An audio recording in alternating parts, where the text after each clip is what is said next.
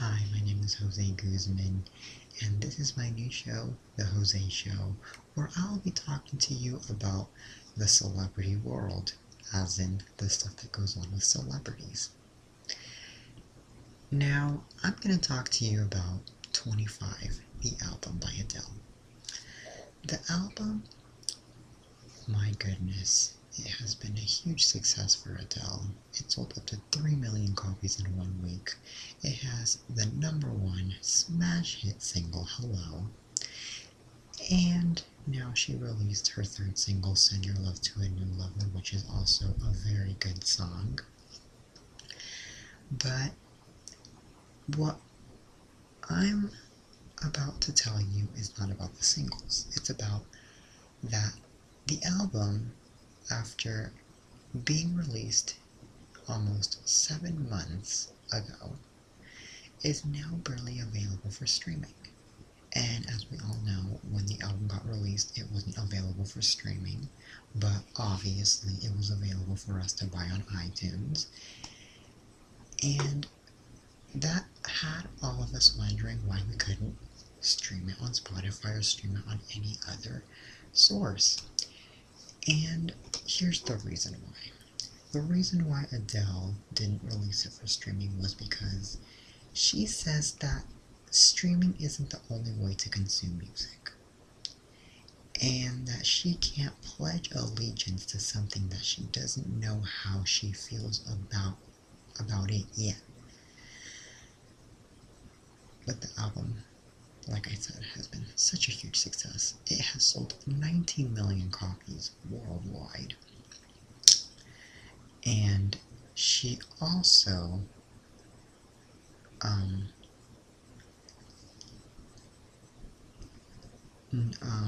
will be releasing the album on Apple Music and Tidal. It is not just Spotify. Also, 25 is the third studio album from Adele after her previous albums, 19 and 21, which I find pretty interesting that Adele names her albums after her age, and she doesn't name them, name them. Like, I don't know, Beautiful Sky or something, but she doesn't name her albums with words, she just names them after her age, which I find pretty interesting, in my opinion, because I feel like she's the only celebrity that has ever done that. Really. I don't know. Maybe she isn't. Maybe there has been other celebrities out there that have done that, but to me it's rare that a celebrity would name their own album after their own age. Yeah. But I have to say, 25, congratulations Adele. It is such a wonderful album that we all enjoy. Now, with other news, I just heard and found out this past weekend that Michelle Collins is no longer going to be on The View. That now she is leaving The View after the ABC executive producers decided not to renew her contract. And rumors have it that she would talk too much about her personal life in the show, and that it just wasn't the perfect fit for the show. Okay. This is my opinion. Michelle Collins was never in the show. She would barely even be in the show. She would be in the show up to like 1 or 2 times a week, and that's it. But it's not her fault. Let's not blame it on Michelle.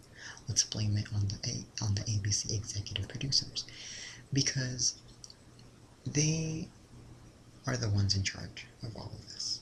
They decided not to have Michelle appear in the show often. They decided to increase the amount of times that Michelle would appear in the show. And, so pretty much it was them with the idea. It was not Michelle. Which I found weird because out of all the times that I've been watching The View, I'm all like, why isn't Michelle never in the show?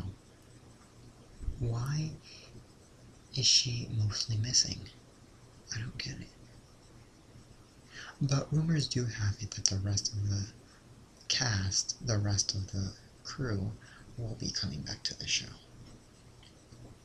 Whoopi, Candice, Joy, Paula, Raven, and rumors also have it that Sarah Haynes might be the replacement of Michelle, which I think that would be a great selection if they choose Sarah, to be the replacement of Michelle, because Sarah, she has such a great personality. She is such a classy woman, and she is so positive. She's so bright. So I feel like she would fit perfectly in the show. And I just have that feeling that maybe she would bring a higher level of an audience. So yeah.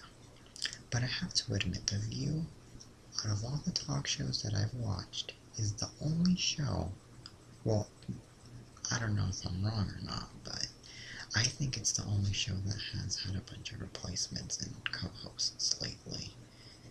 It's like musical chairs. One co-host goes in, another one goes out, another one goes in, another one goes out, and this has been happening for the past 2 years, ever since Barbara Walters left, which is very crazy. But The View, I have to admit, I'm a fan of The View. I watch it. It's such a great show. I love Raven, by the way. I've known her since That's So Raven. First off, that's the reason why I started watching The View, was because of Raven. But I still love the rest of the ladies. They are the best. But I wish tons of luck for Michelle. Now that she's not going to be on The View anymore, I wish her tons of luck and success outside of The View. So yeah. And now another thing that I have to tell you guys. Speaking of talk shows, now let's go on from The View to The Real. As we all know, Tamar Braxton got fired from The Real a month ago, back in May, and it really devastated Tamar. I saw it. I saw it all on Braxton Family Values, and she was crying. She was totally devastated about the fact that she ended up getting fired, and all of this was totally unexpected. I would be devastated. I think we would all be devastated and depressed if we got fired from our own jobs. So I totally feel Tamar on that one.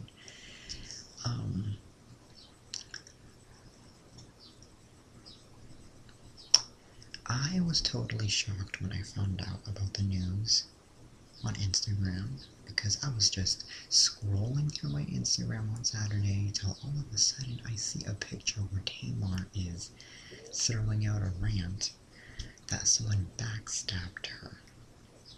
And I was like, who could it be? And then that had me wondering if it was one of the co-hosts from The Real that did that to her. I'm all like, who backstabbed her?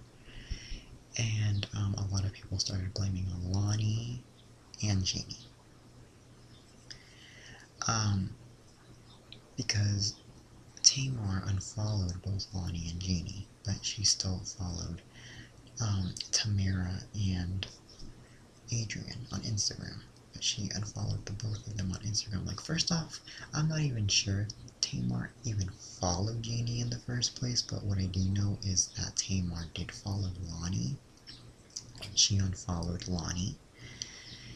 And that had me thinking, was it one of the co-hosts that did this? Were they behind Tamar getting fired? But good thing Lonnie clarified everything on a Facebook video.